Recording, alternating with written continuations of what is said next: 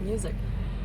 Okay, first day of not having a job. It feels, I gotta say, it feels great. So I wanted to kind of get myself out a little bit because over the weekend, I've just been really focused on my personal work. And I spent the whole day yesterday just taking pictures of all the items, and I'm gonna upload it later today, but I wanted to take a little break and come to this Goodwill outlet. I think, yeah, it's an outlet. It's like the bin store, just to see, what I could find, because it seems to be the place right now for everybody to come, because on a Monday afternoon it's already super busy. Like, there's cars everywhere, and I don't know if I can get a good picture of this place, but I don't know how much I can film either in there. I'm too embarrassed to do any of that right now, so we're not gonna try to do that. I'm trying to put my shoes on. Oh, and I'm out of breath. And see what I could find, because I've been here once, and at the time I wasn't prepared. I didn't really have comfortable shoes, I didn't really have gloves, I didn't really have anything with me. Now I have my water bottle, and I brought gloves with me, although I might need a nicer one. I don't have a bag, so hopefully in there I can just grab one of their bag or whatever. This is one of those things where you pay by the pounds, so I'm gonna see what the environment is like, and then I'll check back in afterward, and if I have any if I can film anything, I'll try to upload it, but I don't know what I can film and what I cannot film. Okay, talk to you later. What an experience. Oh my goodness, that was kind of crazy. There were so many people for a Monday too, which I really did not expect. And what I learned is that you kind of have to be a little bit aggressive. And I'm not an aggressive person, so it kind of takes a lot out of me to be like, okay, stuff are coming through. You have to like rummage through and get whatever that, the best items that you can find. And that was a little bit much. That was a little bit crazy for me. So that is so disgusting. Like, my hands are all raisin now. It was so hot in there. I was sweating my butt off. And I'm gonna throw this away, and I think I might have to just buy a real glove, because this is not viable to be using in like a hot environment like that, because you just end up like turns your hand into raisin. It's just not comfortable. So I'm like so sweaty all over. So technically this is my first time. How do I feel about it? It was thrilling. It was exciting in some cases. If you do find a piece that you're like, oh, this is cool, can't believe somebody passed off on this, and you just kind of keep to yourself and do your own thing. I do have a bit of a hot take on this though, because I thought that it was going to be much more cheaper than buying it from the thrift store, but I got some stuff, and it looks like there's a lot, but it's just a lot of bigger pieces, like two pair of jeans and a couple of tops. I thought it was gonna be way cheaper, but it turns out it was like almost $20 for that. I thought for some weird reason it's gonna be like $5 at most, or like under $10. So I was very surprised at how much it came up to. Apparently it's by the pounds, and anything like clothing, textile, it's $1.99 a pound. And then books, I think they said it was like 99 cents, or blankets and stuff, it was like $1 something. So it ranges, it kind of in different categories will fit into different types of a per pound bucket. And it seems like clothing are the most expensive one out of everything, just because they have so much of it, and I'm sure they try to get rid of as much of it as possible. and they know it's one of those more desirable items that people tend to go for. Clothing, she did say that once you hit over 50 or 100 or 25 pounds and over, or even up to 100, you get a certain discount, like a tier discount on your total. So in order to get to 25 pounds, that's a lot of stuff. If we're talking about clothing, we're talking about maybe adding books and stuff in there. Maybe that's possible, but I feel like 25 pounds for clothes, especially, you know, you can only carry so much, and if I'm by myself, I can't really get a lot. That would be a little bit difficult. So I'm a little bit taken back at how much more pricey it is than I thought it would be. But I don't know. We'll see. I'm gonna keep trying, keep coming, and you know, see what I can find. But I will show what I have gotten, and a lot of it is, I tend to look for, obviously, you know, style. I look for brands. I look for the overall quality. Is the quality good? Is it something that I could easily throw in the washer, or, you know, clean out some things and make it new again? Those are the type of sort of requirements I look for.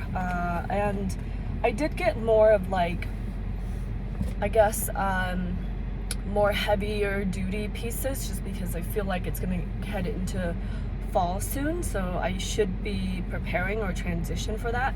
But the first thing that I got is this sweater. Is it Fila sweater in extra large, and it's just really, you know, simple gray, oversized, but really good quality. It does have a little bit of vintage feel to it, which I really liked, either intentionally or unintentionally, I'm not sure. Very high neck. It's just really cute, and I think that, you know, most people would find use for that.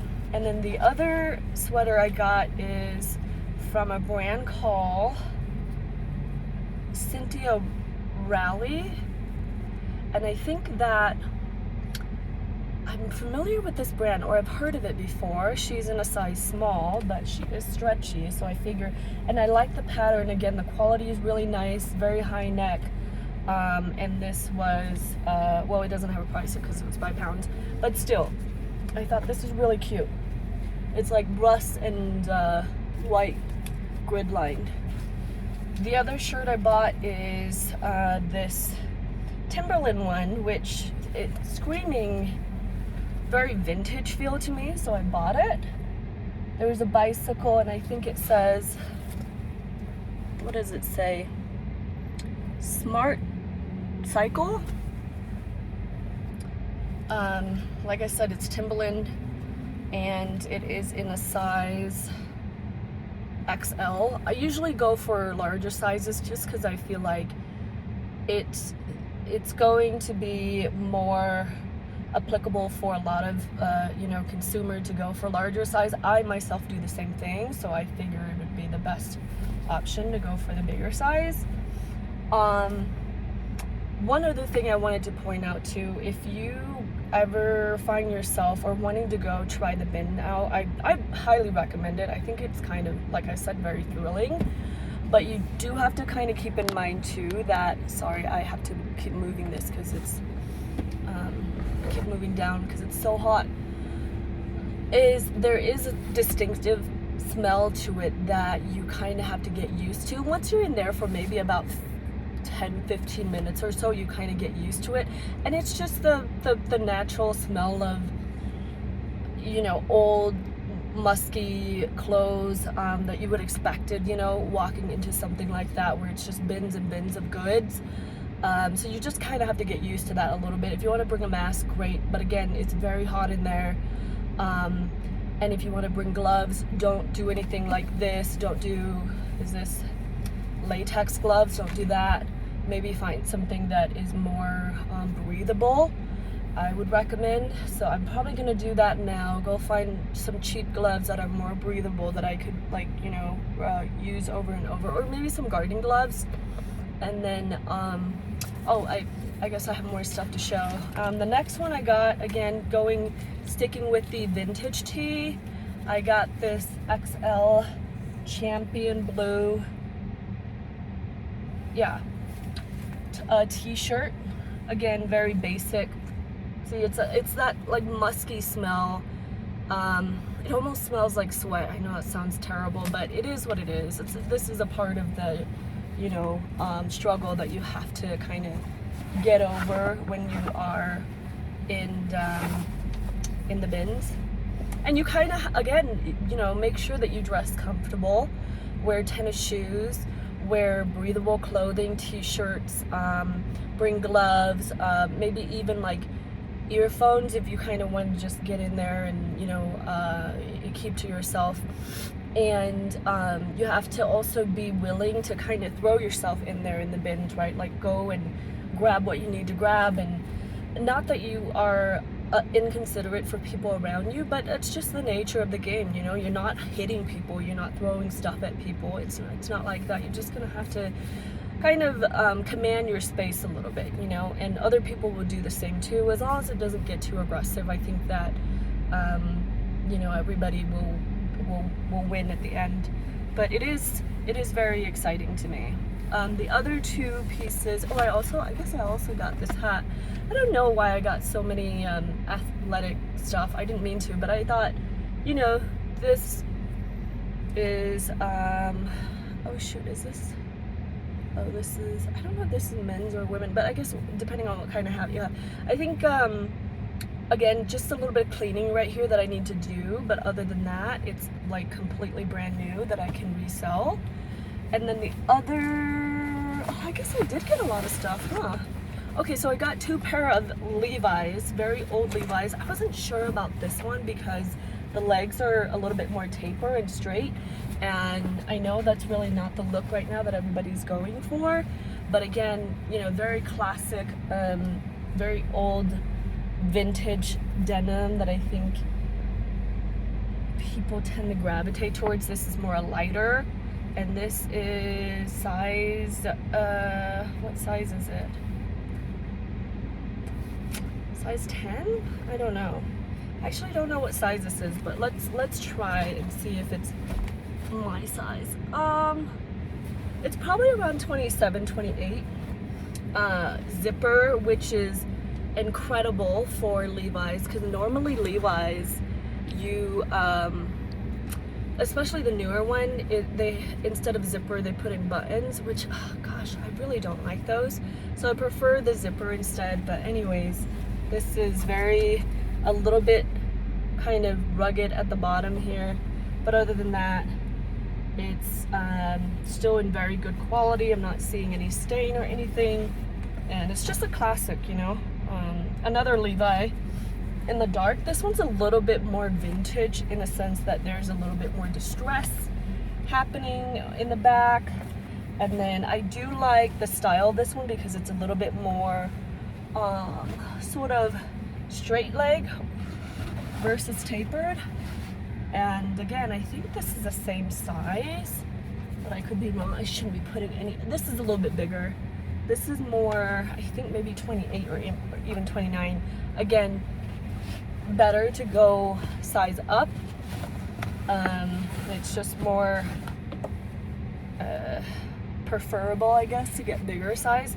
Now these other two, I'm not quite sure of the brand, so I picked it up because, again, I thought the quality was nice, I thought the style was nice, so I figured, okay, you know, I can't really go wrong with an item with pretty decent quality. So this one is more of a sweater, and it's a mixture of like this, it's knitted, and it's like bluish with taupe coloring, so it's actually really nice. I like the color of this, and the brand is Victoria. Like I said, I tend to go for more of the quality. Sometimes if I have time, I'll search for the brand right then and there, just trying to figure out, okay, is this a brand that's worthwhile? I haven't searched for this one, so I have no idea, but it's really decent quality. It feels really nice, so, you know, I think it is something that's worth reselling. This is another sweater that I thought was really cute. It's giving a little bit grandma vibe, but I promise you, I think like if the right person wears it or they know how to style something like this, it's gonna look so cute. But this is again very like taupey, kind of brownish color sweater slash blazer type of look. It does have a little bit of shoulder pad, which I really love. The brand is Briggs, New York. It's in a size large. Again, I don't know these brands, right? I don't know if they're reputable, if they're good quality, if they're high-end brand. No idea, but you know what? Doesn't hurt. So it was a really good first experience. Like I said, my only gripe is that I wish it was cheaper. I wish like they would price it a little bit better, but I wonder if it's because like my textile is a little bit more heavier, because I've got jeans, I've got sweater in there. If you were to get t-shirts and maybe lighter tops, maybe that's a different story. But with me, it was a little bit more expensive. But regardless, I thought the stuff that I got actually makes sense for me, and you know, there's a potential that it could sell pretty well. And it just kind of depends on how I'm gonna market it, how I'm gonna price it. And so I'm gonna go home, clean this up, and do what I need to do to make it new again. And then style it how I wanted to, take some pictures maybe later this week. I do want to come back maybe not tomorrow, maybe the middle of the week, and maybe even end of the week. I also want to go back to the Goodwill? I don't know which one, Deseret or Goodwill, down in Sugar House, and see, oh, maybe a different area I should go to, more of like the rich area, and see what I can find there. So I'm gonna be hitting up a couple of stops. But my main goal for today, so I woke up, I applied for a few jobs. I was supposed to have, oh, and I broke a nail. Oh my gosh, my nails are so sad.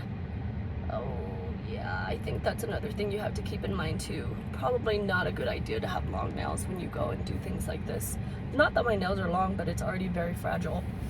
I applied for a few jobs this morning.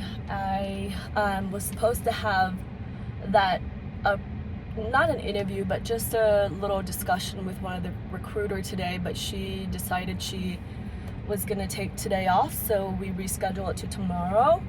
And then I'm supposed to do a video update to this other place that I applied for, that I wasn't sure about, but I'm still gonna do it. And the question is that, you know, why do you want to work here? Kind of what your salary expectations are, and then I need to send that into their HR and see where that goes. So later tonight, when I get home, I'm going to start uploading. Oh, and then I spent a few hours just cleaning my whole entire shop, and from the Printify one, well, they're both on Etsy, but there's one shop that is print on demand, and the other shop is more of my, you know, reselling items. So I went through, just kind of optimize my listing, clean it up, anything that I just felt like, okay, I don't think this product is, you know, me anymore, or if I like anything that I don't really like, I just, you know, delete them completely off the page and kind of redo some of the pricing, optimize the listing. So I did a lot, spent a few hours doing that. And then the rest of the day when I get home, I'm going to, what am I doing? I'm going to, because I took all those pictures yesterday, right? I took 57 or 58 items, images for 58 items, and imagining, you know, each item have between 3 to 5 images each. So that took me about 6 hours to do.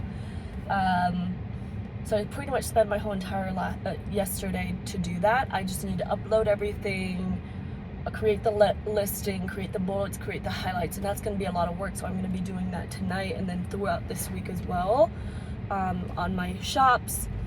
And then what else is there?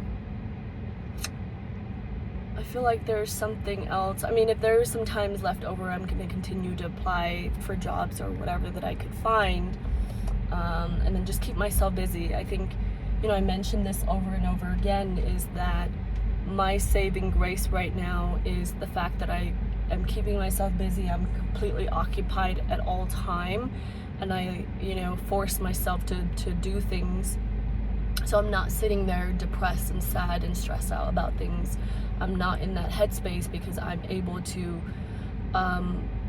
not even give that space in my head because I'm, out doing other things. So it's been very helpful, and I encourage anybody that is probably going through the same sort of path that I am. You don't have a job, you don't really know what you're gonna do in life. You're kind of lost and you're kind of starting all over again, and it feels isolated. It feels like a form of rejection, and you feel a sense of like unworthiness.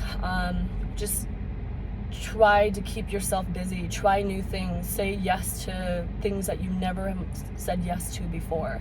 So that's kind of in a place that I'm at right now, which keeps me sane, keeps me grounded in reality, and I I stay positive. It keeps me very optimistic about life, which I really, really need. Anyways, yeah, I think two things I really learned, and I'll probably talk about this more, in my later video or something, is that one, it doesn't matter what company you're with and how loyal you are to them. The moment that you relinquish your loyalty to that company is the moment when they start to not care about you. I mean, they never care about you in the first place, right? Like, regardless of what they said. And I know that sounds really pessimistic, but it's just so true. I've been working at so many companies and so many corporate jobs at this point. I'm starting to really come to that realization that it is true. I tried very hard to tell myself that it's not, but trust me, you're replaceable no matter what you do, and you really are just a number. And then the second thing that I've learned is try to do things that makes you uncomfortable. Don't let comfort hold you back from doing it, whatever it is that you're doing. Always push yourself to do something that is not what you used to. Push yourself out of your comfort zone. So I'm going to try to talk a little bit more into those two things in another video, but it's very important that you challenge yourself in all sorts of different ways, even though you don't feel like you are capable, even though you don't feel like you have the skill set. Still try it, because what's the worst that can happen?